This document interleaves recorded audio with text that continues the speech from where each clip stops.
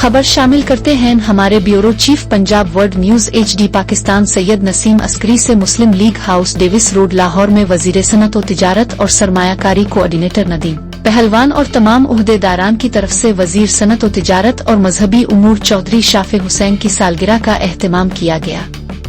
जिसमें चौधरी शाफे हुसैन ने खुद शिरकत फरमाई और अपने हाथों से केक काटा। सालगिरह की तकरीब में उमर बशीर, फहद राठौर, मियां वहीद चौधरी, इरफान मुक, इरफान नदीम पगाहे वाला, इफ्तिखार अवान, जावेद अख्तर, मोहम्मद इमरान, मैडम रफ्त, फरीहा मनसब और दीगर उहदेदारान में शिरकत की और चौधरी शाफे हुसैन को सालगिरह की मुबारकबाद दी और उनकी सेहत और तंदुरुस्ती और लंबी उम्र की दुआ। उन्होंने तमाम उहदेदारान और कारकुनान का शुक्रिया अदा किया और चौधरी शाफे हुसैन ने पार्टी को मजबूत बनाने के साथ साथ फलस्तीन और इंडिया के मौजूदा हालात पर भी गुफ्तगू की।